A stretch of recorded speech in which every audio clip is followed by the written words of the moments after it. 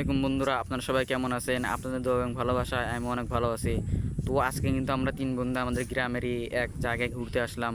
এখানে কিন্তু আপনারা দেখতে পাচ্ছেন অনেক জমি, কিছুদিন আগে বর্ষা এসেছিল, এখানে পানি কিন্তু চলে গিয়েছে। এখানকার আবহাওয়া কিন্তু অনেক সুন্দর, হালকা হালকা বাতাস।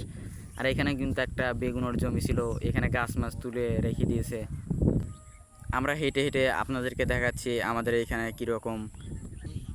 আজকের আবহাওয়াটা কিন্তু অনেক সুন্দর। ওইখানে দেখতে পাচ্ছেন অনেক গরু কিন্তু খাওয়াচ্ছে, এখানে কিন্তু ঘাস খাওয়াচ্ছে আর কি।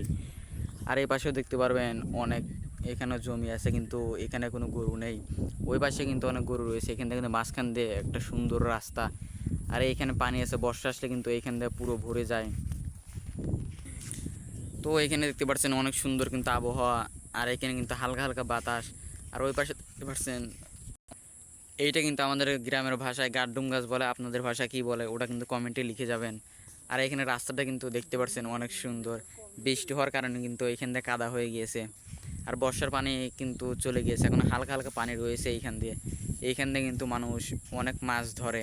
ওইখানে জালও আছে, জালটা একটু আগে তুলে নিয়ে গিয়েছে। তো গাইস, আপনারা এর আগে গাইস এখানে কিন্তু অনেক দিন আগে ধান বুনেছিল, এখন কিন্তু ধান সবাই কেটে বাড়িতে নিয়ে গিয়েছে। এখানে কিন্তু দেখতে পাচ্ছেন ধানের যে খের হয় আর কি, ওইটা কিন্তু পালা এখানে রয়েছে। তো সবাই কিন্তু পালা বাড়িতে নিয়ে গিয়েছে, কিন্তু এইখানে অনেক কয়টা পালাই রয়েছে। এটা কিন্তু একজনের পালায়, আর ওই পাশে কয়েকটা আছে, ওগুলো হলো আরেকজনের। এইখানে কিন্তু আপনারা দেখতে পারবেন একটা পালাও নাই, বর্ষার পানি এসেছিলো এই পাশে, তাই সবাই সবার পালা বাড়িতে নিয়ে গিয়েছে। আর এইখানে ওই রকম বর্ষা আসেনি, তাই সবাই এইখানে রেখে দিয়েছে। আরও অনেক পালা ছিল কিন্তু সবাই নিয়ে গিয়েছে। আর ওইখানে দেখতে পাচ্ছেন ওইটা কিন্তু টাওয়ার। এই টাওয়ারটা কিন্তু অনেক বড়, আমরা দূরে রয়েছি তাই ভালো করে বোঝা যাচ্ছে না। এটা কিন্তু বিদ্যুতের টাওয়ার, এইখান থেকে কিন্তু অনেক ভোল্টেজের বিদ্যুৎ এখান থেকে সরবরাহ হয়। এই বিদ্যুতের এই টাওয়ারটা কিন্তু পাবনা থেকে ঢাকা গিয়েছে। আর আপনারা দেখতে পাচ্ছেন ওইটা কিন্তু একটা পাম্প, এইখান থেকে কিন্তু এই সব জমিতে পানি দেওয়া হয়।